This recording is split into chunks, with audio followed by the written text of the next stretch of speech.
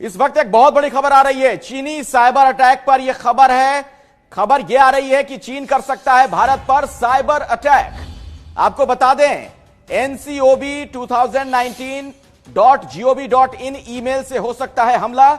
Email का subject free कोविड-19 test हो सकता है। 21 जून से शुरू हो सकता है साइबर अटैक। यह बड़ी जानकारी निकलकर सामने आ रही है। ईमेल से आए मेल या अटैचमेंट नहीं खोलें। एबीपी न्यूज अपने तमाम दर्शकों से अपील करता है कि आप सावधान हो जाएं, अलर्ट हो जाएं। 20 लाख लोगों के ईमेल टारगेट पर हैं। निजी और वित्तीय ईमेल पर हमला हो सकता है। अभी ऑस्ट्रेलिया पर हुआ था साइबर हमला। 20 लाख लोग बताए जा रहे हैं कि टारगेट पर हैं। निजी और वित्तीय ईमेल पर हमला हो सकता है। और आइए हम आपको सीधे लिए चलते हैं। हमारे साथ हमारे सहयोगी ओम प्रकाश तिवारी जुड़ चुके हैं। ओम प्रकाश, और भी कुछ अहम जानकारी इस बाबत मिल पाई है क्या आपको? बिल्कुल अखिलेश, मैं आपको बता दूं कि जो साइबर अटैक की जहां तक बात है, जिस तरह से चाइना से हालात चल रहे हैं, उसमें कभी भी कोई भी अटैक भारत पर हो सकता है। खुफिया एजेंसियों ने इस बारे में जानकारी दी है और बाकायदा 3-4 ऐसी साइट्स हैं जिनके बारे में खुफिया एजेंसियों को पता लगा है और इन खुफिया एजेंसियां इन साइट्स को चेक भी कर रही हैं। क्योंकि सबसे बड़ा खतरा इस बात का है कि जो भारत का रेलवे सिस्टम है, भारत का जो बैंकिंग सिस्टम है, या ऐसे तमाम सिस्टम्स हैं जहां पर ट्रोजन लगाकर हैक किया जा सकता है, ऐसी कोशिशें की जा रही हैं। और जो खुफिया संकेत मिले हैं उसके मुताबिक चाइनीज हैकर्स ने अपनी ये कोशिशें शुरू भी कर दी हैं। लिहाजा भारत के ऊपर एक बड़ा साइबर अटैक होने की आशंका है और इसके चलते खुफिया और जो सुरक्षा एजेंसियां तमाम इंतजाम कर रही है। अखिलेश जी, और देखिए सब्जेक्ट भी ओम प्रकाश बहुत लुभाने वाला दिया गया है। फ्री कोविड-19 टेस्ट, ऐसा नाम दिया गया है इसका। बिल्कुल अखिलेश, मैं बता दूं आपको कि इसके बारे में इंटरपोल ने भी एक अलर्ट जारी किया था और इंटरपोल ने अपने अलर्ट में साफ तौर पर यह, हालांकि इंटरपोल का अलर्ट थोड़ा सा अलग हटके था, उसमें कोविड को लेकर जो उपकरण है, तमाम चीजें उनको लेकर धोखाधड़ी की बात कही गई थी। लेकिन उसमें एक अलर्ट ये भी था कि कोविड के नाम पर अगर आपके पास कोई ट्रोजन कोई आता है मेल, तो उसे न खोलें क्योंकि वो ट्रोजन हो सकता है। चलिए ओम प्रकाश, मैं दोबारा आपके पास लौटूंगा। दरअसल पवन दुग्गल साहब भी हमारे साथ जुड़ चुके हैं, साइबर एक्सपर्ट हैं आप। पवन जी, कितना बड़ा खतरा इसे माना जाए और किस तरीके से लोग अलर्ट रहे, क्या सावधानी बरतें?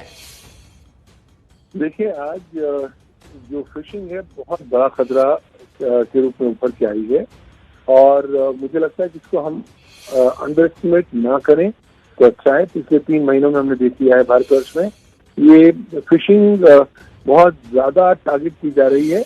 एक्चुअली क्या है, कोरोना वायरस के आने के बाद ये डर और पैनिक का माहौल है और इस डर और पैनिक के माहौल में मुख्य तौर पर जो साइबर क्रिमिनल्स हैं वो साधारण इनोसेंट यूजर्स को इस तरह की फिशिंग मेल्स के साथ मन लुभाने ऑफर्स देके उनको कहीं ना कहीं लुभाने की कोशिश करते हैं। अगर आपके पास कोई मैसेज आता है जो कहता है कि कोई लिंक पर क्लिक करिए, तो आपने बिल्कुल नहीं करना है। अगर आपके पास कोई ईमेल आता है, चाहे किसी से आए जो आप परिचित नहीं है, जो कहते हैं कि कोई आपने अटैचमेंट डाउनलोड करनी है, तो कृपया न करें। अगर ऐसा करेंगे तो फिशिंग का शिकार हो जाएंगे और न केवल पैसे से जाएंगे, आपके फाइनेंशियल डेटा भी भरपूर रूप से दुरुपयोग हो सकता है। बिल्कुल, तो बचने का यही तरीका पवन जी कि इस तरह से अगर कुछ भी संदिग्ध नजर आए तो उसे ना खोलें, उसे ओपन ना करें ऐसे अटैचमेंट को। देखिए, कहीं ना कहीं अब हम सबको ना समझना पड़ेगा कि अब इस कोविड-19 काल में साइबर क्राइम बहुत तेज रफ्तार से बढ़ गया है। साइबर सुरक्षा में सेंधें बहुत बढ़ रही हैं। तो कहीं ना कहीं हम स्वयं ही बीड़ा उठाएं तो अच्छा है। साइबर सुरक्षा को जीवन जीने की शैली के स्वरूप में अडॉप्ट करें।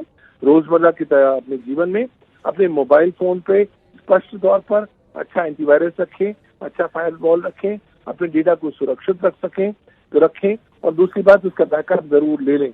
हम कृपया जरूर याद रखें कि हम पूरी एक चेन की कड़ी हैं और चेन उतनी ही ज्यादा सशक्त होगी जितनी कमजोर कड़ी। तो हमारा दायित्व होना चाहिए कि हम वो कमजोर कड़ी ना बने और साइबर सुरक्षा को ज्यादा प्रबल रूप से सहायता देने में अपना योगदान दें। पवन जी, जरा ये बताइए, जिस तरह से ये कहा जा रहा है कि निजी और वित्तीय ईमेल पर भी हमला हो सकता है, तो क्या ये माना जाए कि जो लोगों के बैंक अकाउंट वगैरह हैं, क्या वहां भी चूना लगाया जा सकता है इस जरिए?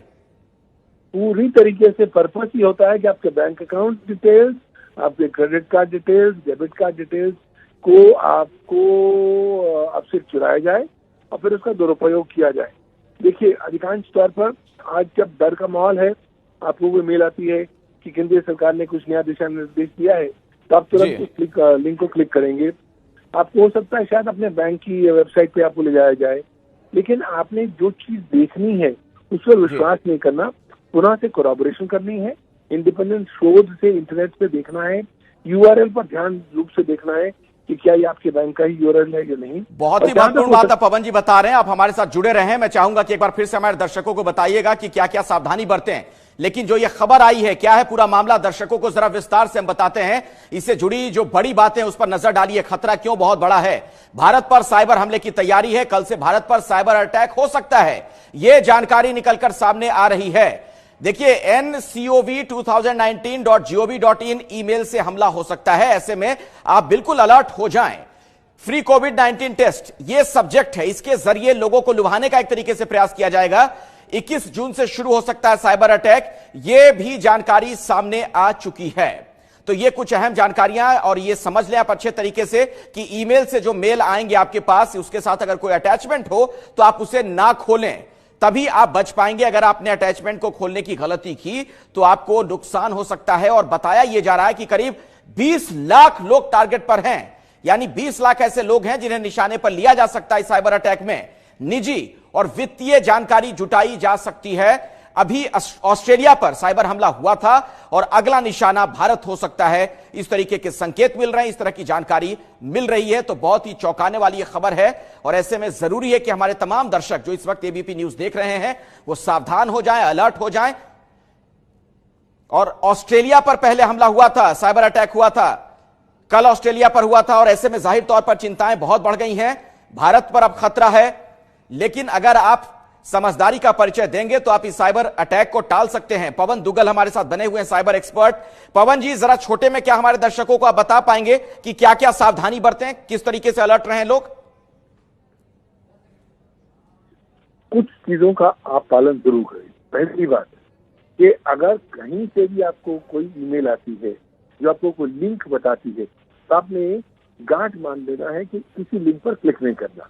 दूसरा, अगर ईमेल या संदेश या मैसेज किसी ऐसे व्यक्ति से आता है जिसे आप नहीं जानते, तो उसको डाउनलोड नहीं करना, क्योंकि आप फिशिंग के शिकार हो सकते हैं।